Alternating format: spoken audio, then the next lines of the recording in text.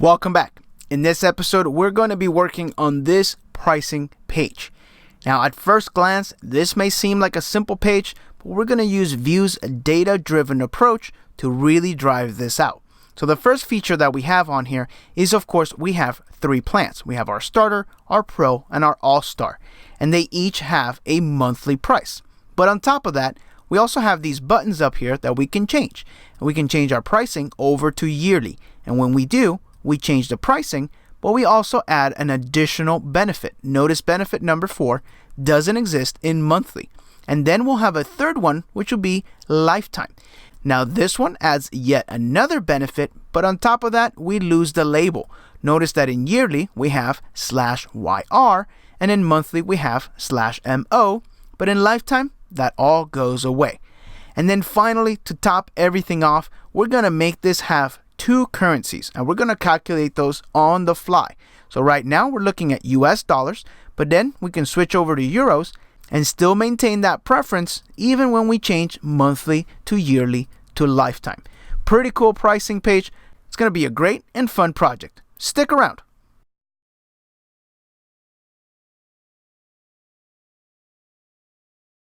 All right, so let's get right to it. For setup on this video, I am using the exact same project that we used in the previous episode. Now, just to recap very quickly, I have a Vue CLI app, and the only thing I did was pull in Tailwind CSS. Then we actually created the component that we worked on in the previous episode, which is the autocomplete. And in this one, we're going to be working on the pricing. So that kind of catches you up. So the first thing I'll do is create a brand new file, and let's go ahead and call it pricing.vue. Now this file, of course, will have a template, and it will also have a script. Okay, so now let's go ahead and register that with our router. Let's create a new route right here, and we'll call that /pricing, and we'll just name it pricing. And for component, let me go ahead and import that. So import pricing from views, and then pricing.vue. Okay, then we can use it down here as pricing. And just to make sure that it's working, let me go ahead and put a div here just with an h1 that says pricing. And if we visit the browser, there it is. Perfect. So everything is working. In this episode, we're going to be focusing around the fact that Vue is data driven. And it is a very important concept to understand about Vue. Conceptually speaking, everything in Vue relies on data. So data is the first thing that you have, and then everything happens off of it. So this is going to be a great example of how to manipulate data into the actual view, as opposed to creating a view and then fetching some data as a second thought. Vue strongly advises you to think data first and then everything else. So let's go ahead and start with a very simple design, and we'll continue to iterate on it until we get to the final design that we're working with. So let me go ahead and create a new div here. And then for classes on this wrapping div, let's take up half of the screen. So we'll say width of half, and let's give it a dark background. Let's say BG blue 900, and let's give it rounded corners. We'll say rounded LG. We'll give it a shadow, and we'll also give it some left and right padding of PX6, and then some additional padding on top and bottom. We'll do 12 on this one, so quite a bit more. We'll also be using flex, but in the column direction. And finally, we'll go ahead and do all items center. So what is the first thing we need to have? Well, we know we're going to need basically a set of buttons.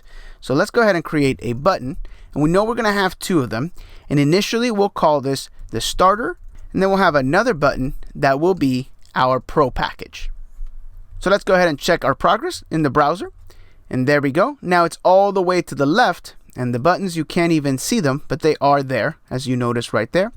So let's go ahead and give this a class of flex, and then we'll just justify center. I think that will get us to the middle, and there we go. All right, and again, our buttons are there, but you can't tell because the color actually matches our background. So to fix that, we'll go ahead and wrap our buttons in another div tag, and then this one will need some additional classes. Now this is mostly styling around just a convention that you're used to seeing with the buttons. So this is sort of how you would achieve it with Tailwind CSS. Again, many different ways and many different CSS frameworks that you can use. I happen to be using Tailwind for this example. So let's start with a BG of gray 400. And let's also do rounded full for the background. And then of course we'll need to flex. That way they're actually next to each other. So okay, so that's starting to look good. Let's go ahead and justify around. And we'll give it some padding of 1 all the way around. What does that look like? Okay, so that's starting to look a little bit better, but obviously our buttons need to be styled as well. So I'm going to select both of them at the same time. We'll style both of them together. So we say this will be a class of rounded full as well. Let's do small text. So text extra small. And then font bold. Traditionally, as a design tip, if you have small font, you want to bold that font. It really does make it stand out. So we'll do left and right padding of 6, as well as top and bottom of 1. And finally, let's actually do an uppercase on this. Let's see what that looks like. Then finally, if you click on it, of course, we get this outline. So let's go ahead and get rid of that with focus outline dash none. We're going to do something else for that. Let me go ahead and close this. That way we have a little bit more room. And now, you see, now you can't tell. Great. So that's looking good for those buttons. Now we know that one of these will need to get styled whenever it is actually selected.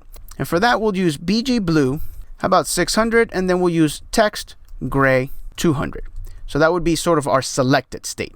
So there we go. So of course, when we click on Pro, we'll want to move that over to this side. So we'll go to Starter and Pro. And of course, right now it doesn't work yet, but by the end of this, we'll have that changing from left to right. Great. Okay, so that's good for that top section. Let's move on to the next section. And so the next section, of course, is our actual plan, whatever the plan is that we have. So let's add a div here to wrap everything up. And I know I'm going to have an H1. And the first one will be starter to match our plan. So we'll say starter. And then underneath it, we're going to have some benefits. So we'll have an unordered list with some items. We'll say benefit 1. Let me copy and paste this a couple of times. We'll say benefit 2, benefit 3, and benefit 4. If we take a look at this, of course, again, it is there. But you can't see it because of the text. So we need to add some styling. Let's start with a class of text white. And there we go. So now we can see it. But of course, we're going to need quite a bit of padding to move this down because right now it's on top of that. So I'll actually wrap this in an additional div. Let's put it right here. Let me fix my indentation. And on this class, let's add some padding. So we'll say padding top of 8. And there we go. So that moves it down. But now, if I was to repeat this plan, I think we're going to run into a small issue. So let's repeat it twice. And there we go. So they are stacked on top of each other, but I want them to be left and right. So let's give this a class of flex. And there we go. But I also want them to take up the entire space that they have. So for that, we can say width of full with W-full. And now they move over to the left. And that's because we don't actually have any width for these classes. So let's go ahead and each of these divs, let's give them a width of half. And so there we go. So now we're starting to look much better on those. All right, so let's finish it up by adding the actual price of each. So we'll go ahead and select both of these and do them at the same time. We'll add a new div here. We'll give this a class of large text. So we'll say text 4XL. And then we'll do font bold on that. And for now, let's make them both $99. And we know that's going to say month. So there we go. So that's looking better. But I do want the month to be styled slightly different. So to do that, what we're going to actually need to do is divide this into its own div. So let's leave the 99 in there. Let's actually duplicate this 99. And then in this one, let's put that /MO. And let's style this completely different. So that one, let's add a little bit of padding left. That way it's separated from our actual number. And then we'll move it down with some padding top. Remember, this is going to be a slightly smaller text, so that's going to make it come down a little bit. And then let's go ahead and mute the color of the font with some text gray 300. Now, if we take a look at that, it looks good, but of course, we need them to be next to each other, not stacked. So flex to the rescue one more time. Let's add a div with a class of flex, and we'll put those divs in there. And there we go. So that's looking better, but of course, we want that to be centered underneath of this. So for that, we'll have to add one more class, which is justify center. And there we go. And then let's add some padding to move it down. So we'll say padding top of 8 to keep it consistent. There we go. So I'll go ahead and duplicate this right here, and I'm going to change this one as well, and we'll make this plan $199. So there we go. So that's starting to look a lot better. Now this starter plan here is going to need some additional formatting. So let me do both H1s at the same time. Let's add a class here of, let's do text to Excel, so quite a bit larger, and then font bold. There we go, much better. Now the last thing I probably want is to go ahead and bump these benefits down a little bit. So let's add a padding top of maybe 4. Yeah, there we go. So we have quite a bit more padding between this and this. So this is PT4 and this is PT8. But this is kind of related content. So that kind of makes sense to have this kind of stacking up against each other. So that's it. This is our basic design for what we're going to be working on for this project. So the first thing I want to do is go ahead and start keeping track of which button gets pressed. I want to know, is it starter that is currently selected or is it pro? So very easy to do. Let's add a new data property here. It's going to be a function that returns an object. And we'll simply call it current frequency. So we know that this is going to represent whether it's monthly or yearly, which actually reminds me, this should actually say monthly and yearly, not starter and pro. Let me go ahead and make that quick change here. So this would be a yearly rate. And then on this one, we'll have a monthly rate. And then what I do need to change here is this one we'll call the pro pack. There we go. So we have monthly and yearly, and then we have the starter and the pro package. Perfect. Nice and simple pricing page. So go ahead and keep track of frequency, and initially let's go ahead and set it to monthly. Okay, so now whenever we click on these buttons, we actually want to change that currently selected frequency. So we'll grab both at the same time and we'll say, all right, when you get clicked, all we need to do is set current frequency equal to something. So in the case of this top one, at the end we're going to make all of this dynamic, but from now I'll go ahead and actually keep track of it this way. So monthly, and then we'll set it equal to yearly.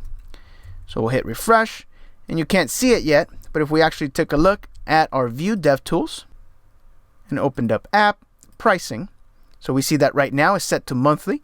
I'll click on yearly, and you don't see it change, but that's because it didn't actually refresh. So we'll refresh it, and there we go. So yearly, I'll move it back to monthly, and there we go. So it's monthly. All right, so it is working.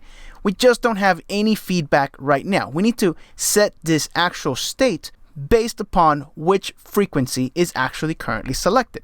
So to do that, of course, we need to do a special class binding. So I'll go ahead and bump this into its own line down here, just to make it a little easier to read. And then this one as well. There we go. All right, so we'll add a new binded class. And what do we need to do? Well, we need to check what the currency frequency is. And if it matches the current one, in that case, we're going to apply these special classes that we added.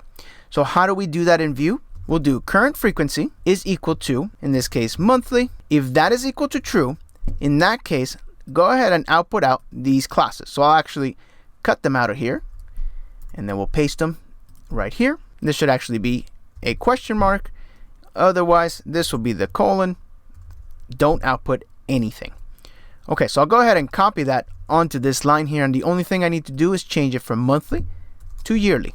All right, let's see this in action. Yearly, monthly. There we go. It's that simple. Simply by keeping track of that variable, we're able to apply this class. So whenever we click on one or the other, we can change the styling and let the user know which one we're actually selecting. So that's pretty cool. So the next thing I want to do is I want to change the pricing. Obviously, if it's monthly, it'll be $99 a month. But if it's yearly, of course, I want that price to be the yearly price. So how do we do that? Well, let's take a data-driven approach. Surely we could check here something like v-if, and we can say, well, v-if frequency is currently monthly and so on, then do this, otherwise do that. But that is not dynamic. We really need a dynamic way of doing this. So how about this? We'll add a new data property here, and we're going to call this plans. So this is going to be every single plan available for our pricing page. So this will be an array, and of course each one will be inside another object. And then the first thing we'll need to do, like I said, is this pricing difference. So let's create a new key here for pricing. This will also be an object, and then we'll start with monthly. Now, yes, we could just do 99, but the problem is that if you recall from over here, this says /MO, and if we change over to yearly, we're going to want to change that to YR for year. So we can't just simply assume that this is our monthly pricing. So we'll actually create another object inside of here, and then we'll say, all right, well, the price on this one will be 99, and the label will be /MO, okay? And then we'll have another one for yearly, and so we'll say, all right, for yearly, do the same exact thing. So pricing, we'll make that $4.99, and this is not MO, but YR. And of course, we're going to need the same thing for this second pricing that we have. Of course, the pricing will be a little bit different. I'll bump this to $4.99, and we'll bump the yearly to $9.99. Okay, so how do we use this data that we just created to actually output this out? And what we can do is just remove this all together, because we can dynamically create that block of HTML based around how many plans we actually have. So for each plan, I want to output this right here. Let's go ahead and do a v4 right here, and we'll say v4 plan in plans. Go ahead and output that. If we take a look at this, you'll see that this repeats 2 times because we have 2 plans. Again, this is the data-driven approach. If we actually copied this and pasted a 3rd time, now we have 3 plans. So this is how that data-driven approach really comes in handy. Let me undo that change. I just wanted to show you that so you understand the concept. So for pricing, we're going to have to break this up a little bit. And of course, we're going to need this 99 to be, how do we fetch that plan? Well, we have plan, right? So plan will be equal to this object right here. And then I need the pricing inside of it, but then I need the monthly or the yearly. We can't just fetch the price because it needs to be based around which one is actually selected. So to do that, we'll say plan dot pricing, and then inside of there, I want the current frequency. I don't know if you know this, but you can access objects with this array syntax. That way we can actually attach current frequency to it. So pretty cool. So from here, I'm actually going to need the price. And then for this /monthly down here, we'll need the label. Let's take a look at that. Yearly, and there we go. So that right off the bat is already changing. And of course we see /MO, and when we change over to yearly, we see /YR. How simple is that? Just with that small change, we basically have a working implementation of this. But let's keep going further. I also want to make this dynamic. So let's get started on that. Let's go ahead and add it to our plans. Of course, it would make sense that those benefits are part of our plan. So let's add a new key here for benefits. And then we follow the same exact convention. So this will be an object. And inside of this object, we're going to need to have a key for monthly and a key for yearly. So I'll actually go ahead and copy monthly and yearly. But this, of course, will be different. This will actually be an array of benefits. Benefit 1, and then we'll copy that a couple of times. So we'll say that this plan will have 3 benefits under the monthly section. But then, of course, when we switch over to yearly, you're going to get some additional benefits. So let's give them one more benefit as a benefit number 4. I'll go ahead and copy that section, and let's add it to this section down here. So now we're keeping track of our benefits in monthly and yearly and our pricing. So let's go ahead and apply the changes. So then we'll do the same exact thing here. We don't need to have all these list items. Really, we just need the one, and we need to repeat it based on how many benefits we have. So we'll apply the same change. We'll say v4 benefit in, and of course we have our plan. So we'll say plan.benefits. Then we'll grab our current frequency. That way it matches up. And then for our text down here, we'll just output out benefit. All right, let's check that out. We'll hit refresh. And now when we change to yearly, you see benefit 4 pops in. Monthly, yearly. Great, that's working good. So the last thing we need to make dynamic is just the plan title. So we'll add that down here. Let's add a key of name. We'll call this first one starter. And then let's add another key here for name. And we'll call this one pro. So then, of course, as we've done before, this starter is no longer going to be that. Let's go ahead and output plan.name. And sure enough, we have our starter and our pro, yearly, monthly, and everything is working exactly as expected. pretty cool stuff. This is really the basics of this whole entire thing. Now, I do want to take it one step further, and it would be the following. First of all, monthly and yearly is still not dynamic.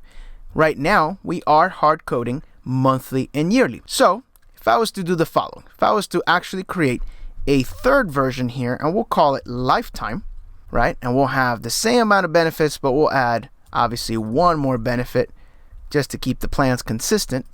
So we'll add a fifth one here. I'll go ahead and copy this, and let's bring that benefit down here, as well as our pricing. So our pricing is also going to change. Let's go ahead and make a lifetime plan now. And for this one, the lifetime will be maybe $1,200, and it won't actually have a label because it is a single payment.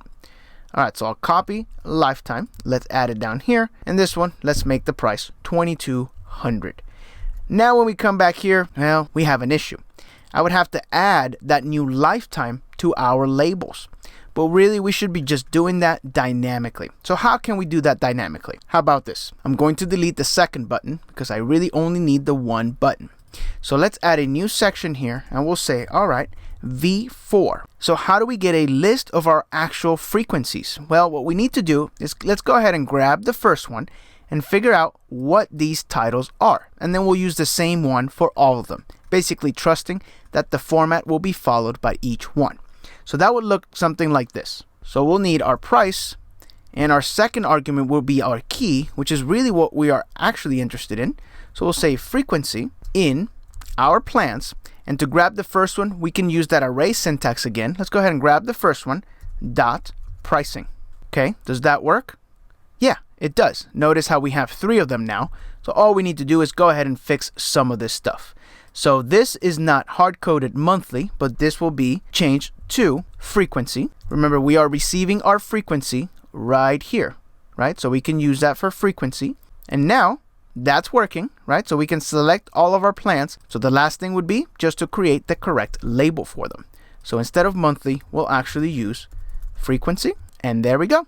So that is now dynamic. Again, if tomorrow we added a fourth one, it would simply just work. Nice way of doing this. Okay, so the last thing I want to tackle is the following. Right now, our pricing is in dollars. But what if you actually needed to have several different currencies at the same time? Again, because this is a data-driven approach, this is very, very simple to do. So let's go ahead and add a new section down here. So right down here, we'll add a new div, and let's give this some classes. First of all, let's go ahead and separate with PT4. That way it's a little bit lower. Then we'll do text center, and then let's give it a color of text gray 400. Let's make the text smaller. And again, let's make that bold. So in here, we're going to have, for now, initially, we'll only have 2 currencies, but of course you can have as many as you want. So we'll make this an anchor tag, but it won't actually go anywhere. So we'll say, all right, when you are clicked, I want you to prevent the actual default behavior. And what I want to do is set our currency. It doesn't exist yet, so let's go ahead and actually set that as a new data property. We'll say currency, and initially we'll default to US dollars. So when we create this, we'll have US dollars will be one currency, and of course we'll have another currency here, which will be euros. So let's add that in right now. EUR. So when you are clicked, go ahead and set currency equal to, in this case, USD, and in this case, euros. So EUR. All right, let's take a look in the browser. There we go. So when you click on this or click on this, of course, it changes. We know that's working.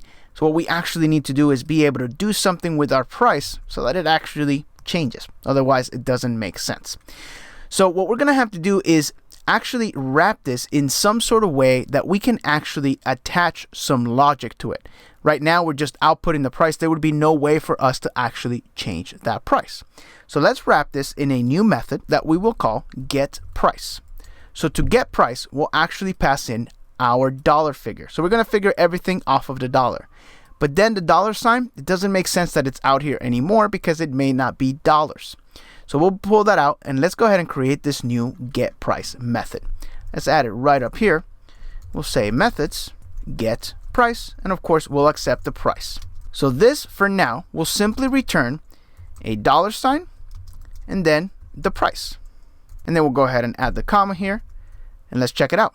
So that's it. I mean, this is basically doing the exact same thing that we have, but now we have a place to attach our logic to it.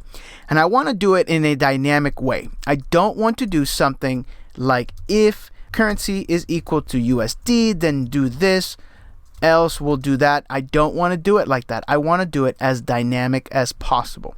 So here's what I'm thinking. If I have a method for each of the currencies that we accept, we can say something like, okay, so this method name will be currency USD, and this will accept the price.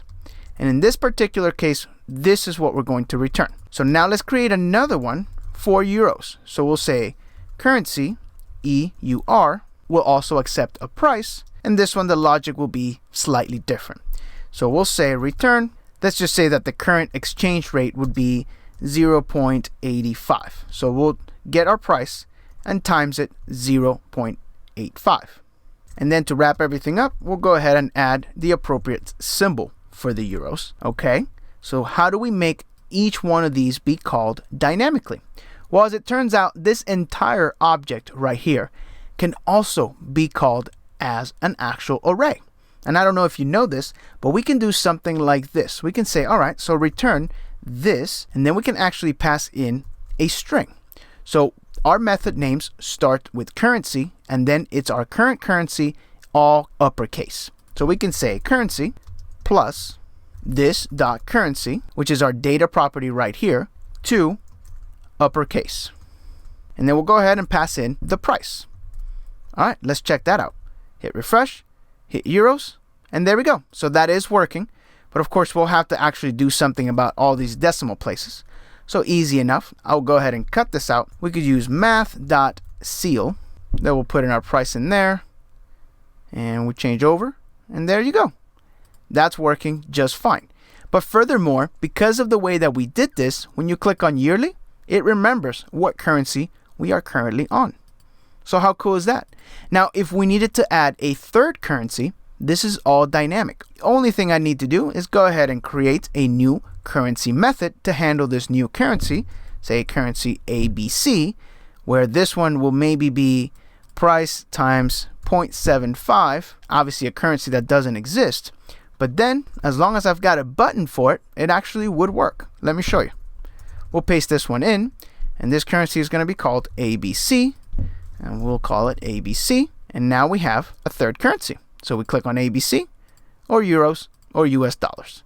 How cool is that? So that's an easy way to actually make this work exactly how you want it to work. And then as a side note, if you wanted a third package, of course, very simple to do.